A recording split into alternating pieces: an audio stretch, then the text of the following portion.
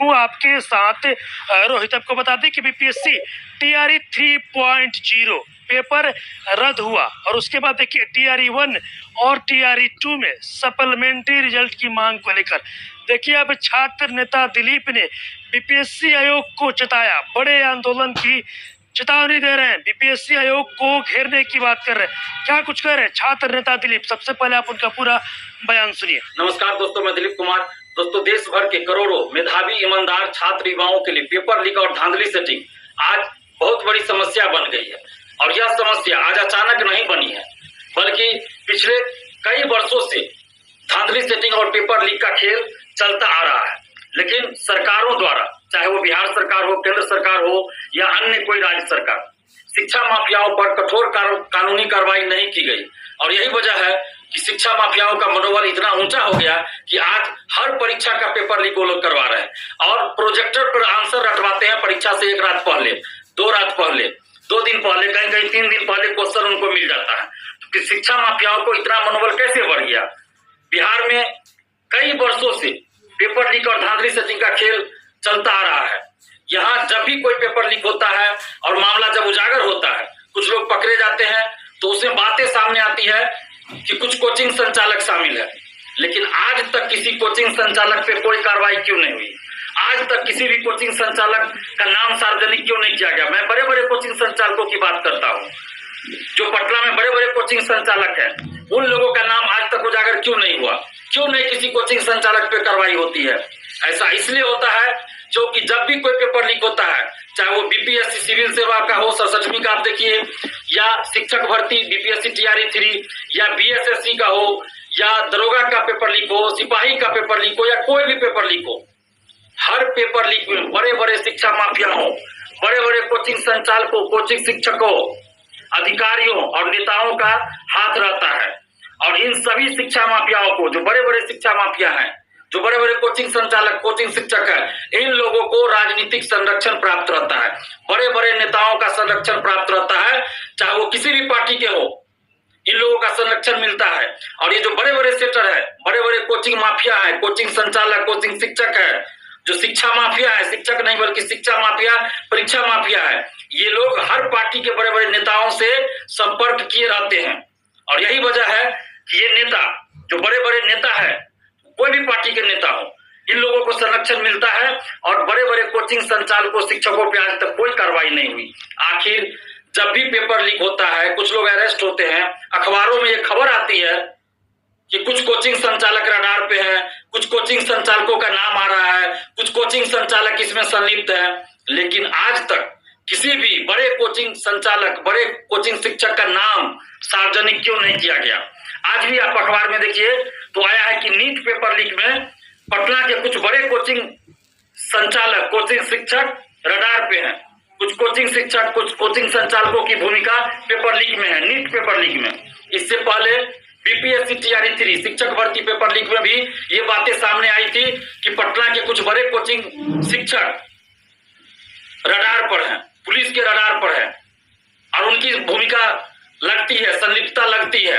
इससे पहले 67वीं BPSC paper leak के समय भी ये बातें अखबारों में छपी थी कि पटना के कुछ बड़े बड़े कोचिंग शिक्षक रडार पर है पुलिस के, और कुछ कोचिंग संचालकों की संलिप्तता है पेपर लीक में। इससे पहले बीएसएससी के समय भी आया था, बीएसएससी पेपर लीक के समय भी, दरोगा पेपर लीक के समय, सिपाही पेपर लीक के समय, हर पेपर लीक के बाद ये बातें आती है कि पटना के कुछ कोचिंग संचालक, कुछ शिक्षक और अन्य जिला के भी कुछ कोचिंग संचालक, शिक्षक पुलिस के रडार पर है, पेपर लीक में उनकी संलिप्तता है। लेकिन आज तक पटना के किसी भी बड़े कोचिंग संचालक, कोचिंग शिक्षक का नाम सार्वजनिक नहीं हुआ और न ही उन पे कोई कार्रवाई हुई।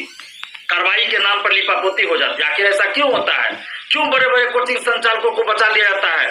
जो पेपर लीक में संलिप्त रहते हैं, ऐसे परीक्षा माफियाओं, शिक्षा माफियाओं को क्यों सरकार बचा लेती है हर बार?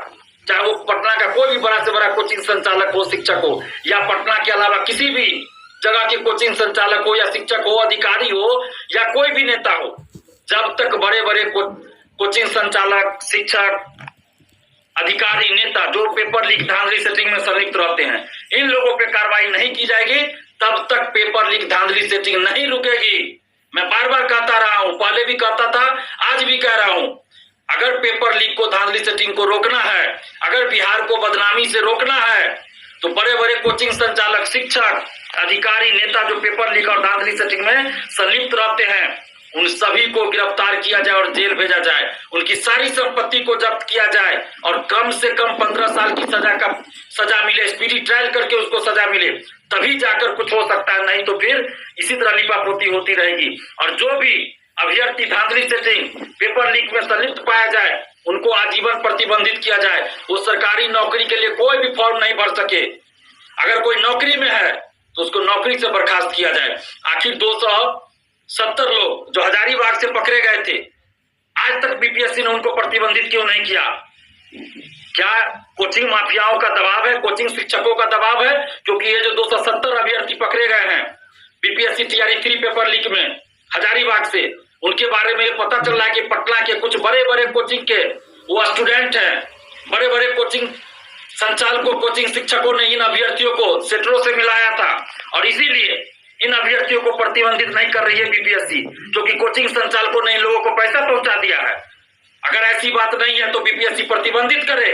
अगर बीपीएससी 270 जो पकड़ाए हैं हजारीबाग से या और भी किसी मामले में सेटिंग गेटिंग या पेपर लीक के मामले में जो भी पकड़ाए हैं, उन सबको बीपीएससी प्रतिबंधित करे। और जब तक बीपीएससी ऐसे लोगों को प्रतिबंधित नहीं करती है तो इसका मतलब होगा कि ये जो बड़े बड़े कोचिंग संचालक है, कोचिंग शिक्षक है, जो धांधली सेटिंग और पेपर लीक में संलिप्त रहते हैं, इन लोगों ने बीपीएससी को पैसा पहुंचाया है और इसीलिए ये लोग इन बीपीएससी लोगों को प्रतिबंधित नहीं करती है। बीपीएससी टीआरई 1, टीआरई 2 के समय जब कुछ अभ्यर्थी अपने हक और अधिकार के लिए आवाज उठा रहे थे तो 582 अभ्यर्थियों को तुरंत बीपीएससी ने प्रतिबंधित कर दिया।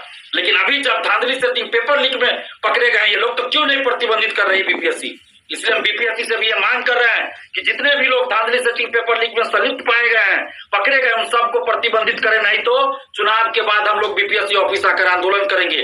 और हम सरकार से मांग कर रहे हैं और खासकर आर्थिक अपराध इकाई से भी हम मांग कर रहे हैं कि जो भी बड़े बड़े कोचिंग संचालक, कोचिंग शिक्षक शामिल है इस पेपर लीक और धांधली सेटिंग में, चाहे वो बीपीएससी टीआरई 3 का मामला हो, सिपाही भर्ती का मामला हो या नीट का मामला हो, किसी भी पेपर लीक में जो भी कोचिंग संचालक, शिक्षक संलिप्त पाएगा, उन सबका नाम उजागर किया जाए और सबको जेल भेजा जाए। तभी इन अभ्यर्थियों को न्याय मिलेगा, जो ईमानदार अभ्यर्थी है उनको न्याय मिलेगा और आगे से पेपर लीक, धांधली सेटिंग रुकेगा। नहीं तो फिर आगे परीक्षा होगी, फिर पेपर लीक होगा, फिर धांधली सेटिंग होगी। तो अभी आपने देखा जो छात्र नेता दिलीप है, उन्होंने बीपीएससी आयोग को चेतावनी दे दिया है और बोल रहे हैं कि चुनाव के बाद यानी कि 4 जून के बाद बीपीएससी कार्यालय का घेराव करेंगे, बड़ा आंदोलन करेंगे। तो दोस्तों, आप लोगों ने स्पष्ट रूप से सुन लिया कि सप्लीमेंट्री रिजल्ट को लेकर और पेपर लीक मामले पर जो है दिलीप सर खुलकर बोले हैं। कहा है कि भाई एक ऐसा समय आया है जब सभी शिक्षक अभ्यर्थियों को कंधे से कंधा मिला के अब आगे बढ़ना चाहिए और साथ देना चाहिए। तो बड़ी अपडेट क्या कुछ होगा पेपर लीक मामले में? कहा जा रहा है कि कोचिंग संस्थान के बड़े बड़े लोग इसमें लिप्त हैं और उन्हें भी गिरफ्तार जो है वो किया जाना चाहिए, ऐसी आवाज़ उठ रही है। पटना में बड़े बड़े कोचिंग संस्थानों के नाम सामने आए हैं। तो क्या कुछ होगा समय बताएगा। वीडियो पसंद आए तो शेयर कीजिए। लेटेस्ट अपडेट के लिए चैनल के माध्यम से लगातार बने रहिएगा। दोस्तों, इस वीडियो में इतना ही। पसंद आए तो शेयर कीजिएगा। धन्यवाद। जय हिंद, जय भारत।